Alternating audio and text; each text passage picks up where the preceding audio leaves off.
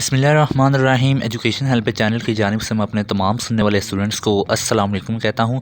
तो स्टूडेंट्स, उम्मीद करता हूँ आप सब खैरियत से होंगे, जहाँ भी होंगे अल्लाह ताला के हिफ्ज़ व ईमान में होंगे। तो आज की इस वीडियो में हम डिस्कस करने जा रहे हैं सेकंड ईयर पाक स्टडी का चैप्टर नंबर 9। इससे पहले हमने चैप्टर नंबर 1 से लेकर चैप्टर नंबर 8 जो है वो डिस्कस कर लिए थे। उसके इंपॉर्टेंट क्वेश्चन मैंने आपको बताए थे और साथ में उनके आंसर भी आपको अच्छी तरह से समझा दिए थे। तो आज का हमारा जो चैप्टर है वो है चैप्टर नंबर 9, इस्लामी जमहूरिया पाकिस्तान में माशी मनसूबाबंदी और तरक्की।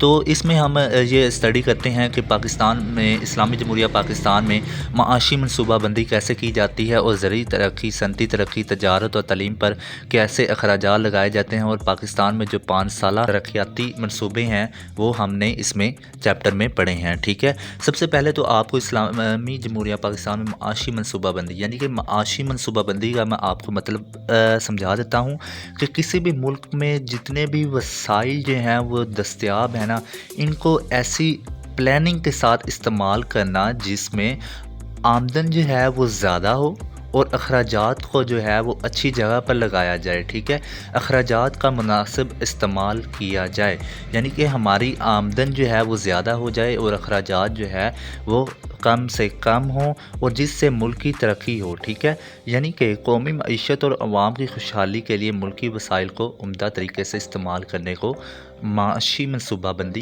कहते हैं। ये थी तारीफ़ माशी मनसूबाबंदी की। ठीक है, और इसमें एक और बात आपको बताता चलूँ कि आमदन अगर हमारी ज़्यादा होगी, अखराजात कम होंगे तो हमारी मईशत जो है वो अच्छी होगी। ठीक है, ये ना हो हमारी आमदन जो है वो कम से कम होती चली जाए और अखराजात बढ़ते चले जाएं।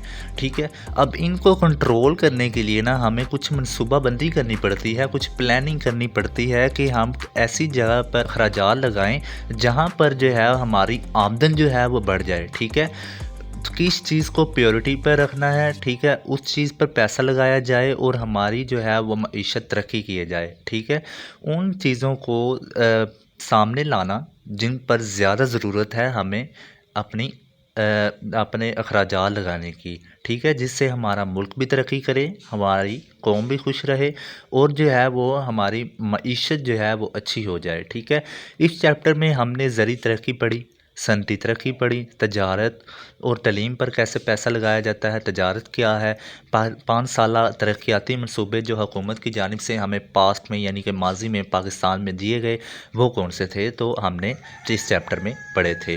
तो चलते हैं हम अपने एक्सरसाइज की तरफ और इसमें मैं आपको बताता चलूँ कि इस जो मैंने आपको ये क्वेश्चन दे रहा हूँ और इनके आंसर दे रहा हूँ, ये सारे के सारे आपके पास पेपर भी इसमें इंक्लूड हैं और आपके एक्सरसाइज के जो क्वेश्चंस हैं शॉर्ट, वो सारे के सारे इसी में इंक्लूड किए हैं मैंने। ठीक है, तो आपने इन्हें अच्छी तरह याद करना है। कुछ क्वेश्चन ऐसे हैं जो बार बार रिपीट होते हैं, वो मैं आपको साथ साथ बताता चला जाऊँगा।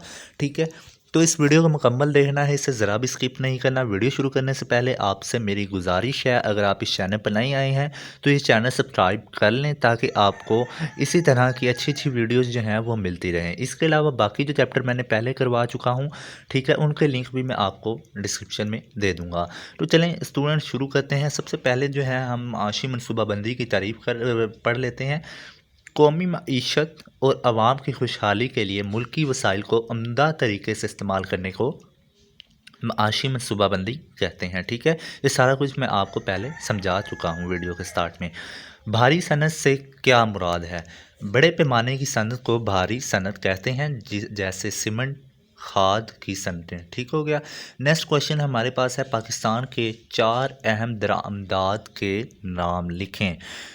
स्टूडेंट्स, यहाँ पर दरामदात का पहले आपको मतलब समझना पड़ेगा, यानी कि हम किसी मुल्क से कोई भी अशिया मंगवाते हैं जो कि हमारे मुल्क में फ़रोख्त की जाती हैं। सिंपल आपको ये समझाता चलूँ कि दरामदाद उस अशिया को कहते हैं जो हम किसी भी बैरूनी मुल्क से मंगवाते हैं, किसी दूसरे मुल्क से मंगवाते हैं हम अपने पाकिस्तान में, उसे कहते हैं दरामदाद। ठीक है, बरामदाद जो है अपने मुल्क से अशिया जो है वो दूसरे मुल्क में फ़रोख्त करने को बरामदाद कहते हैं। तो यहाँ पर जो है वो दरामदाद पूछ रहा है। ठीक है, दरामदाद जो कि मशीनरी हैं, खाद्य हैं, खाने का तेल और मिट्टी का तेल है, ये जो हम जो है वो दूसरे ममालिक से पाकिस्तान में मंगवाते हैं। नेक्स्ट क्वेश्चन है, ज़री बैंक बनाने का मकसद क्या है? ज़री बैंक बनाने का मकसद किसानों को उम्दा बीज, खाद, ज़री अद्वियात اور جدید زرعی آلات خریدنے کے لیے آسان شرائط پر قرضے مہیا کرنے ہیں۔ دیکھیں اسٹوڈنٹس، ہمارا جو ملک ہے وہ بیسیکلی ایک زرعی ملک ہے۔ اگر ہم زرعی ترقی پر غور کریں گے تو آٹومیٹکلی ہماری صنعت بھی ترقی کرے گی، ٹھیک ہے، ہماری جو ہے وہ برآمدات بھی بڑھ جائیں گی، ٹھیک ہے۔ تو یہ بیسک کنسیپٹ ہے اس چیپٹر کا، اسے سمجھنے کی کوشش کیجیے گا۔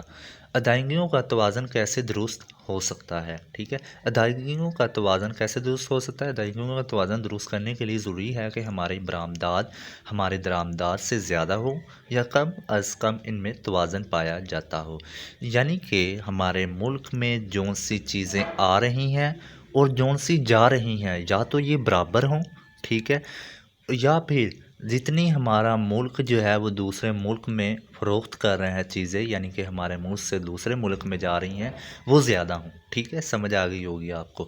چھوٹی صنعت سے کیا مراد؟ چھوٹی صنعت وہ ہوتی ہے جو 2 سے 9 مزدوروں کو ملازم رکھ کر بازار کے لیے مختلف اشیاء بناتی ہے، چھوٹی صنعت کہلاتی ہے۔ 4 ذرائع آبپاشی کے نام تحریر کریں، یعنی کارریز، نہریں، بارش، ٹیوب ویل۔ پاکستان میں صنعتی ترقی کی راہ میں حائل 4 رکاوٹیں کون سی ہیں؟ تحریر کریں۔ پاکستان کی صنعتی ترقی میں حائل رکاوٹیں جو ہیں وہ درج ذیل ہیں۔ سب سے پہلے ہمارے پاس ہے بجٹ میں خسارہ ہے، سیاسی عدم استحکام ہے، ٹیکنالوجی کی قلت ہے، غیر ملکی قرضوں پر سود کی ادائیگی ہے، سرمایہ کی قلت ہے، ٹھیک ہے۔ انفارمیشن ٹیکنالوجی کا کیا مطلب ہے؟ انفارمیشن ٹیکنالوجی کا اگر آپ کو لفظی مطلب بتاؤں تو یہ ہے کمپیوٹر کے استعمال سے انفارمیشن کو ایک جگہ سے دوسری جگہ پہنچانا انفارمیشن ٹیکنالوجی کہلاتا ہے۔ اب پڑھ لیتے ہیں اس کا ڈیفینیشن۔ انفارمیشن ٹیکنالوجی کا مطلب ہے کہ جدید ٹیکنالوجی کے استعمال کے ذریعے معلومات کو حاصل کرنا، دوسروں تک پہنچانا، ان کا استعمال کرنا، ان پر سوچنا اور نئے طریقے سے لوگوں کے سامنے رکھنا تاکہ زیادہ سے زیادہ معلومات لوگوں تک پہنچ سکے۔ زرعی بینک کے قیام کے 2 مقاصد بیان کریں۔ حکومت نے جگہ جگہ زرعی بینک قائم کیے ہیں تاکہ کسانوں کو بہتر بیج، کھاد، زرعی مشینیں اور آلات و اوزار کے لیے قلیل اور طویل مدت کے لیے قرضے مہیا کیے جا سکیں۔ اس کے علاوہ دیگر اداروں مثلاً عام تجارتی بینکوں اور کوآپریٹو بینکوں سے بھی ایسے قرضے فراہم کیے جا رہے ہیں تاکہ زراعت میں مزید ترقی ہو اور معیشت مضبوط ہو۔ پاکستان کی 4 اہم معدنیات کے نام لکھیں۔ خام لوہا، کوئلہ، معدنی تیل، تانبا، خام تیل اور قدرتی گیس۔ معاشی ترقی کے لیے تعلیم کی اہمیت بیان کریں۔ تعلیم اور معاشرتی اور معاشی ترقی باہمی طور پر لازم و ملزوم ہے۔ معاشی ترقی میں آگے بڑھنے کے لیے تعلیمی شعبہ میں سرمایہ کاری میں بھی اہمیت کی حاصل ہے۔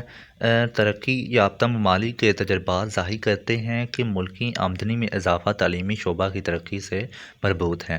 پاکستان میں 1951 کی مردم شماری کے مطابق شرح خواندگی 16% اور 1998 کی مردم شماری میں 45% یعنی کہ 45% اور موجودہ شرح خواندگی 58% ہے۔ معاشی ترقی میں اضافے کے لیے تعلیم ضروری ہے۔